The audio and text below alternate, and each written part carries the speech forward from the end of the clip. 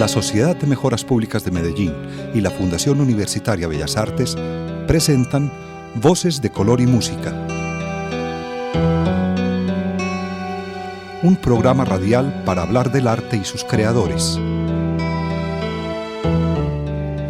Escúchenos todos los viernes a las 9 de la noche en los 101.9 de la emisora cultural Universidad de Antioquia. Y los domingos a las 9:30 de la mañana en el Sistema de Radio Educativa.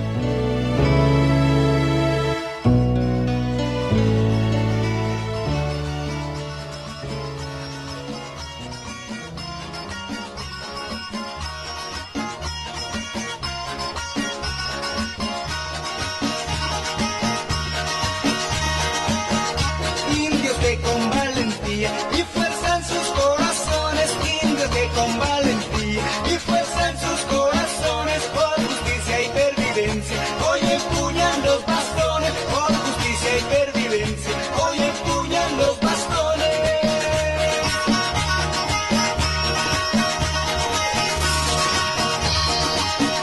Son amigos de la paz, van de frente con valor, son amigos de la paz, van de frente con valor. Bienvenidos, estamos en el programa radial Voces de Color y Música. Este es un programa radial de la Fundación Universitaria Bellas Artes de Medellín y la Sociedad de Mejoras Públicas.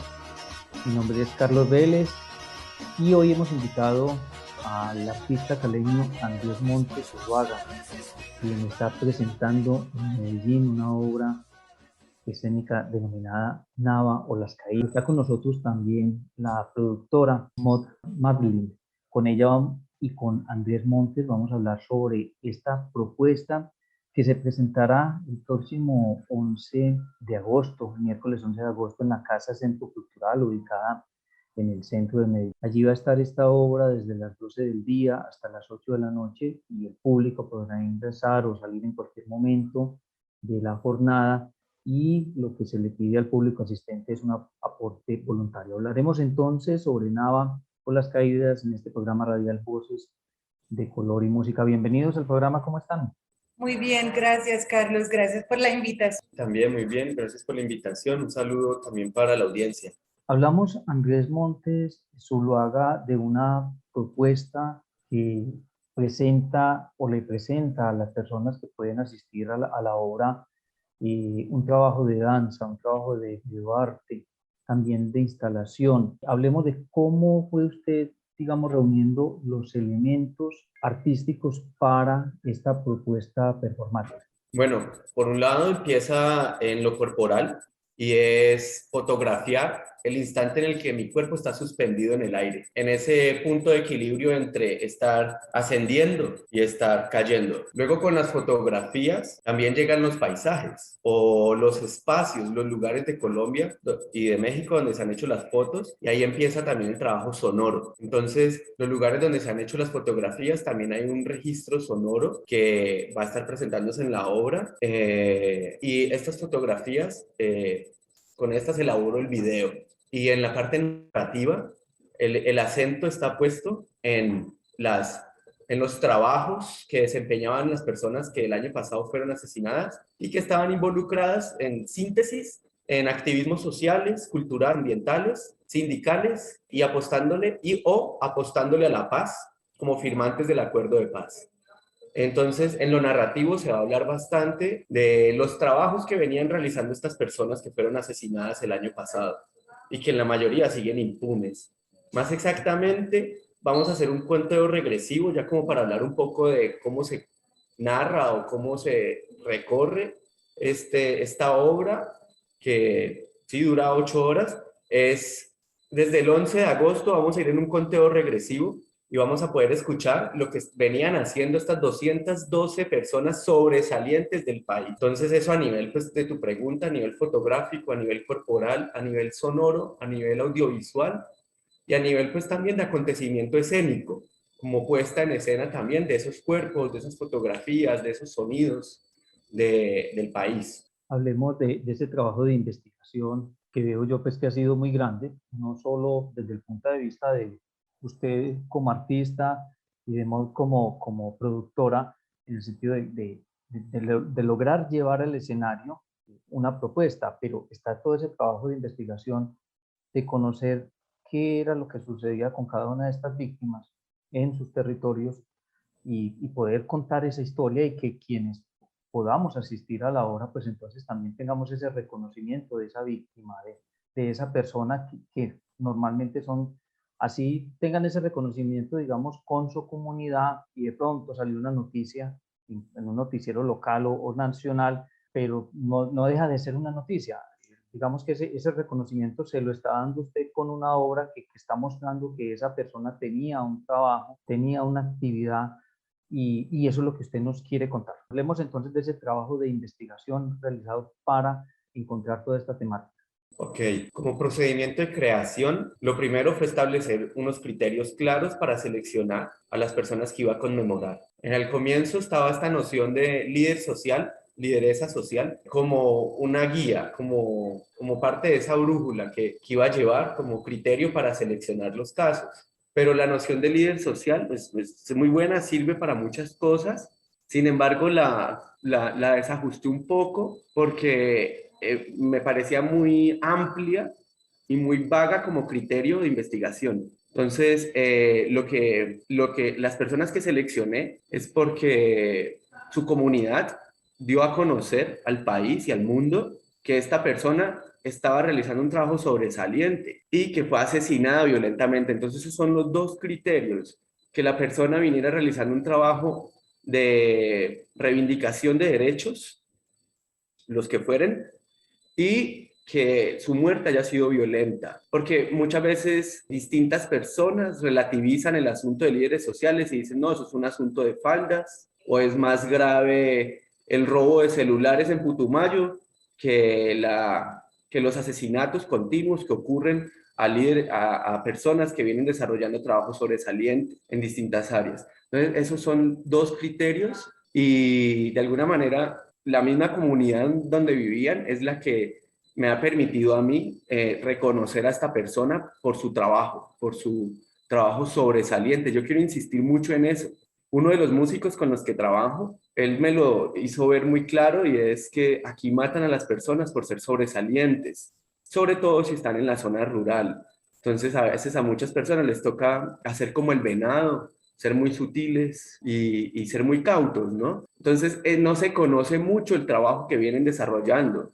Pero en este mismo momento estoy seguro que hay miles de personas en el campo, sobre todo, que están sufriendo de este flagelo, que están sufriendo de esta amenaza constante a su vida y a su integridad, ¿no? Y sí, yo me entero por medios locales, por medios nacionales, pero también por comunicados de las asociaciones u organizaciones en las que trabajaban. Entonces, es un trabajo de sistematizar mucha información para poder tener también una especie de panorama o de marco que permite entender cuáles son los trabajos más sobresalientes que se realizan en Colombia y los más perseguidos al mismo tiempo. Porque hay gente muy sobresaliente en otros sectores pues, de la vida social, como en la economía, en el sector privado, etcétera, pero no corren riesgos. Acá los riesgos los corren las personas que reivindican derechos. Entonces, eso es algo pues, de la investigación. Trabajo también en colaboración con una mujer caleña que hace la asistencia de investigación, porque hasta ahora hemos recabado información de alrededor de 300 casos que se dieron solo en el año 2020, entre excombatientes y personas que venían realizando esos trabajos. Me surge también una duda con respecto a la investigación y es digamos, el trabajo de campo. ¿Cómo se pudo hacer? Porque estoy leyendo que en esa referencia que se hace a las víctimas en distintos lugares, pues están distribuidos por todo el territorio nacional. Veo Cereté, pues, Córdoba, Ituango, Antioquia, unas comunidades negras en el Cauca, el Catatumbo, en el norte de Santander, también el Putumayo, Tierra Alta en Córdoba, en fin. ¿Cómo se logró entonces, Andrés Simón, digamos, llegar hasta estas comunidades o contactar a estas personas y lograr esos testimonios? No, mira, eso es casi imposible y más para un trabajo independiente. Yo me baso en la documentación que sobrevive del trabajo que venía desempeñando la persona. Un ejemplo de un caso, un habitante del Huila que en el 2001 su papá fue acusado por alguien del pueblo de ser guerrillero de las FARC. Y ese señor estuvo envuelto en líos legales y en la cárcel y además con el agravante de tener diabetes, de tener distintas enfermedades crónicas que ameritaban un tratamiento, digamos, como muy específico, que el IMPEC no le garantizó, y lo puedo decir así porque el papá falleció, creo que en la cárcel, y la Corte Constitucional en el 2018, después de 17 años de este señor estar alegando por su inocencia, ya después de haber fallecido, la Corte encontró que era inocente y que además recibió negligencia de parte de muchos estamentos del Estado. Y el hijo estuvo reclamando ese caso durante décadas. También podemos hablar de otro caso local, aquí regional, aquí en Antioquia. La señora Arnolda Chavarría. Ella fue encontrada, creo que el 1 o el 2 de enero del 2020 en su casa en Puerto Valdivia, cerca de Ituango. Ella había sido desplazada por toda esta amenaza que hubo con la posible catástrofe de Hidroituango, porque ella vivía a la vera del río Cauca, le tocó desplazarse a una zona de menor riesgo. Ella estaba reclamándole al Estado la indemnización por el desplazamiento forzado, del cual pues fue víctima. Y ella fue encontrada muerta como 3, 4 días después de su asesinato en la casa en la que estaba en Puerto Valdivia, y fue encontrada torturada.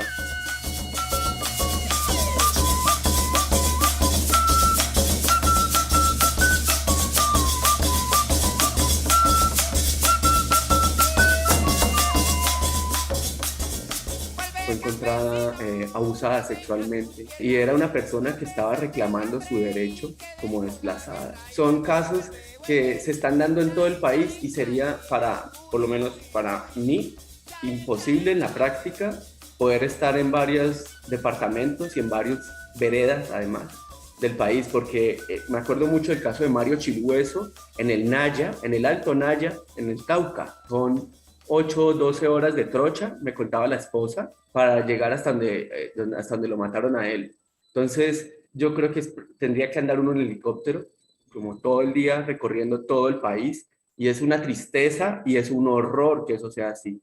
Entonces, el trabajo de campo que se realiza es diferente, no es para la investigación, sino para la exploración de los espacios, de las geografías colombianas, de los afectos que también traen esas geografías, esos ecosistemas. De alguna manera hay una tensión entre la belleza de la tierra aquí en Colombia y la crudeza o el horror de la violencia que hay en la sociedad. Teniendo este contexto que nos hacen sobre la obra, quisiera primero que nos contara sobre el nombre. Están las caídas, pues como el término que podemos reconocer, pero Nava, y háblenos de ese nombre, de su significado. Voy a hacer como una especie de defensa también en cuanto a la apropiación, ¿no?, del vocablo, porque es un vocablo de un pueblo originario de acá, de lo que conocemos como la frontera entre Colombia y Panamá, pero que ellos mismos se autorreconocen como gunadules y viven en Gunayala, la tierra guna, la tierra de las personas, traduce al español. Yo me apropio de este vocablo también como una manera de recordarnos, cada vez que se pronuncia el nombre de la obra, recordarnos que en Colombia hay una gran diversidad, y no solo español, por ejemplo. Y nosotros estamos muy centrados en el español, se entiende por qué, pero también un recordatorio de que no solamente hay pueblos originarios que hablan de Pachamama, sino que hay más pueblos originarios que le tienen más nombres a la tierra, a lo que nos da vida. Por ejemplo, el pueblo Nasa, que le conoce como Umaquihue. A mí me parece muy importante a nivel político recordarnos todo el tiempo a las personas que no pertenecemos o que no nos autorreconocemos como de pueblos originarios, recordarnos e insistir mucho que aquí existe esa diversidad también. Nava es una palabra muy especial que yo encontré en el Museo del Oro cuando trabajé en Cali durante un par de años, que hubo una exposición sobre las molas. Entonces el Banco de la República tenía una exposición, yo me estuve empapando, nos visitaron también varias personas gunadule, pudimos intercambiar cosas, conversación sobre todo, y ellas su práctica de las molas. Y ahí ellas nos contaban que el vocablo Nava es una conjunción de 2 palabras. Eso lo explicaba muy bien Abadio Green-Stossel, de aquí de la Universidad de Antioquia. Él es del pueblo gunadule y es un académico también. Abadio lo explica Nava como separado. Está na y está ba. Entonces, na de nana y ba de baba. Los nombres de la madre y del padre de la tierra. Entonces, como son Nana y Baba, pues no se llama Nana Baba, sino Naba. Y las dos Bs las ponen para recordar que viene de una unión. Entonces eso significa Naba. Y eso es parte de la riqueza que hay en Colombia. A mí me pareció importante también para mi trabajo, para mi proceso, toda esta visibilización también. Voy a leer aparte la descripción que podemos encontrar de esta obra de Nava o Las Caídas. Dice, es una ofrenda para no olvidar, dura un instante, un breve momento de suspensión entre el punto más alto de un salto y la horizontalidad inevitable que trae la caída. Y si este instante se multiplica por 240 conmemoraciones, 240 breves momentos de cuerpos en acción, paisajes sonoros, palabras, respiraciones, imágenes y olores, para nombrar, para no olvidar. Hablemos de la obra como tal, que contiene, digamos, ahora la persona que asiste a la obra y con esa imaginación que debemos de crearle a un oyente de un programa radial como el nuestro, el de Voces de Color y Música, ¿cómo se puede imaginar el oyente que en la práctica Nava o Las Caídas es esto?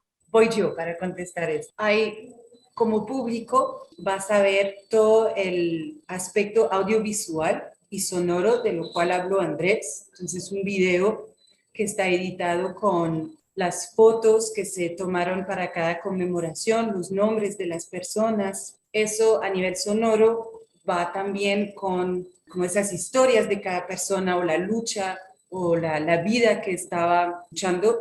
De eso se escucha y se escucha con los paisajes sonoros de Colombia en los cuales pues cada texto fue grabado y corporalmente, o sea, porque es una obra de artes vivas, performers están ahí con esta exploración del movimiento, del salto y de la caída. Este momento que habló Andrés, que se congela en las fotografías, que es buscar este momento de suspensión entre el punto más alto de un salto y la caída que inevitablemente viene después, pues eso se ve en el escenario en vivo, este trabajo corporal, estas preguntas coreográficas de movimiento también sobre el saltar y el caer. Durante el programa radial Voces de Color y Música vamos a estar escuchando partes de la música que hace parte de la obra, y esta música son trabajos, por ejemplo, de Los Hijos de la Montaña y de la agrupación 4+3. Hablemos de estos trabajos musicales que hacen parte de la obra.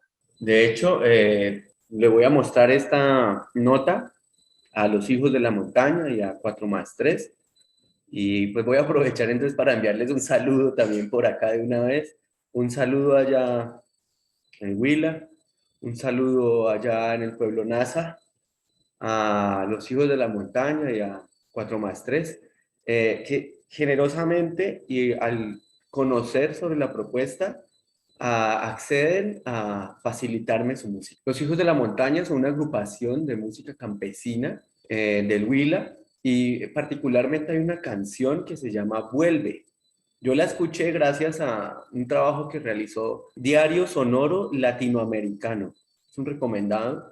En ese momento estaban grabando agrupaciones locales en el Huila y grabaron a Los Hijos de la Montaña una canción que se llama Vuelve, en la que invita insistentemente y con toda la alegría que caracteriza a la gente del campo en Colombia, que invita a volver a los campesinos que están en las ciudades por distintas razones, les invita a volver al campo.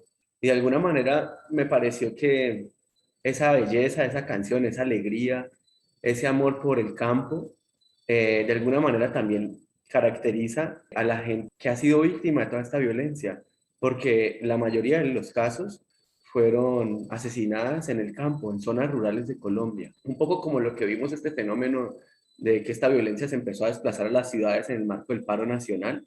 Por eso lo elegí, ¿no? Como que a mucha gente, incluso a mi abuelo, a mi abuela y a mis tías y tíos, mi mamá incluida, que de bebé, a ellos les tocó ser desplazadas del norte del Valle del Cauca. Y era un campesino que toda la vida, mi abuela que sigue con vida, ella quisiera volver al campo. Entonces, para mí retrata muy bien o refleja muy bien décadas de lo que ha sido Colombia.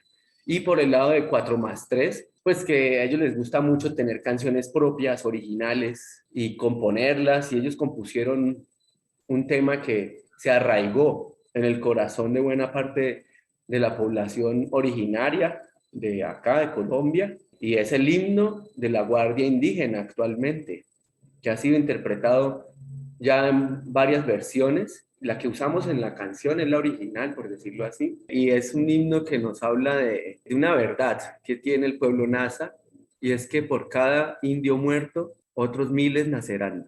Y habla también de la ancestralidad de esta resistencia y reexistencia de descolonizarse también por parte del pueblo Nasa, volver al origen, volver a sus raíces, volver a su lenguaje, volver a su educación propia, a su justicia propia.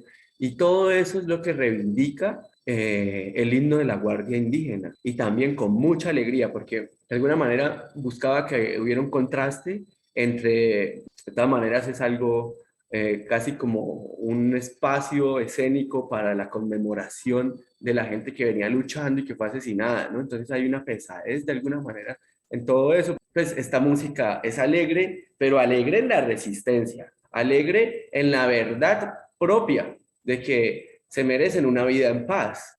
Entonces a mí me pareció muy bello y ellos tuvieron la generosidad. Escúchenlos, en YouTube están Los Hijos de la Montaña y a la agrupación 4+3. Queda esa invitación que nos hace Andrés Montes Zuluaga para que escuchemos esta música de Los Hijos de la Montaña, de la agrupación 4+3, esos hijos de la montaña que el solo nombre del grupo es un llamado a la tierra. Esta obra es invitada al cuarto encuentro Nómadas Artes del Movimiento de Medellín. Como les decía al comienzo del programa radial Voces de Color y Música, se va a presentar en la Casa Centro Cultural, ubicada en la calle 53, número 4744. Esa es la calle Maracaibo, entre Sucre y Junín. Va a estar desde las 12 del mediodía hasta las 8 de la noche, este miércoles 11 de agosto.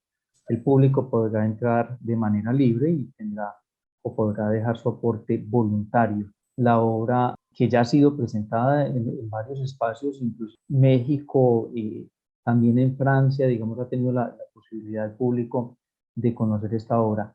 Para terminar el programa radial Voces de Color y Música, quisiera que tanto Andrés como Maud nos contaran un poco sobre ustedes, o sea, quién es Andrés y quién es Maud, para que nos presentemos ante el público y los conozcan. Y reiteremos también esa invitación para que vayan a ver la obra el miércoles 11 de agosto. Yo soy artista escénica francesa, por eso el acento, y también productora y gestora cultural. Conocí a Andrés hace unos años y Nava, la colaboración, trabajar juntas en Nava, ya viene de un proceso de estar trabajando juntas desde hace varios años, tanto en creación de obra como Andrés ha hecho la producción de una obra mía y ahora yo estoy acompañando Nava desde la producción. Es una obra que me conmueve mucho.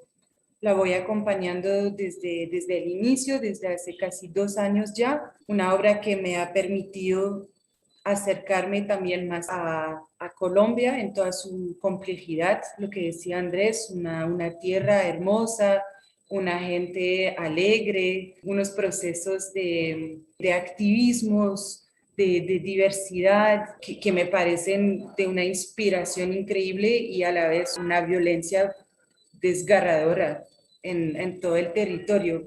Así que les invito a que nos acompañen el próximo miércoles. Nava también es encontrarnos como comunidad, vivir esas contradicciones de lo que es vivir en Colombia, denunciar en Colombia, defender sus derechos en Colombia y tanto desde el poder como desde la sanación, como desde el fortalecimiento que se encuentra a estar juntos, pues es un llamado a unirnos en comunidad para conmemorar, para encontrar fuerza en la unidad. Bueno, yo quiero, Carlos, agradecerle, antes de que nos despidamos, quiero agradecerle por este espacio, por permitirnos llegar a más personas con la invitación. También quiero agradecerle a la Asociación Unidos en Francia por las exposiciones que ha organizado este año y al encuentro Nómada Artes del Movimiento aquí de Medellín, que ya van en su 4ª versión y atravesando una pandemia. que eso no es nada fácil y que ahorita están abriendo las puertas al público. También quiero darle el agradecimiento al Encuentro Nómada, a todas las personas que han apoyado en algún momento este trabajo. También les mando las gracias. ¿Y quién es Andrés? Pues Andrés es la persona que le está haciendo la invitación a recordar los trabajos sobresalientes de gente que fue victimizada muy feo y que no podemos olvidar. Gente que creyó en la paz.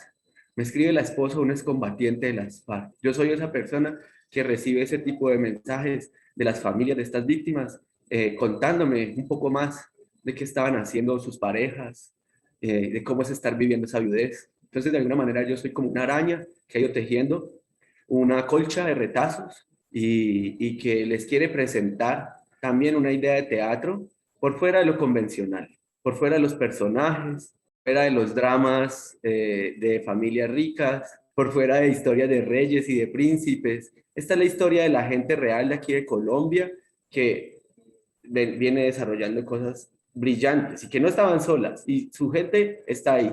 Entonces, soy esa persona que hace teatro, que ama el arte, que vive por el arte y que quiere de alguna manera mucho a la gente de aquí de Colombia, a la gente sobresaliente, a la gente bonita que le aporta mucho a sus territorios. Yo estudié en la Universidad Nacional, la maestría en Teatro y Artes Vivas.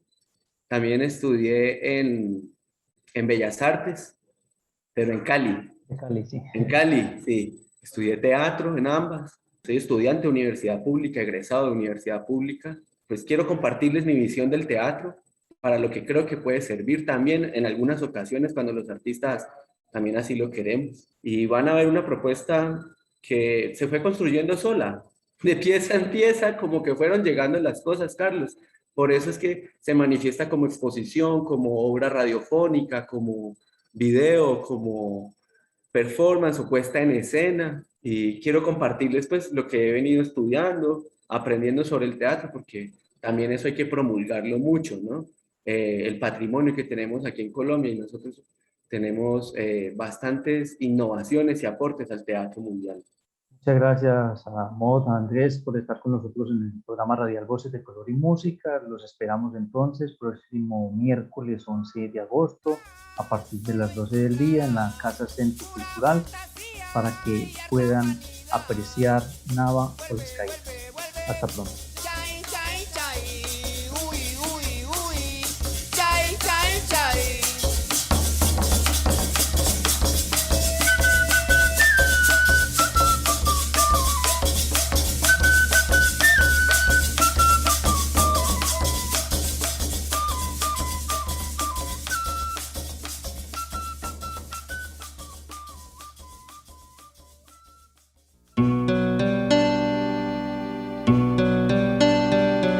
La Sociedad de Mejoras Públicas de Medellín y la Fundación Universitaria Bellas Artes presentaron Voces de Color y Música,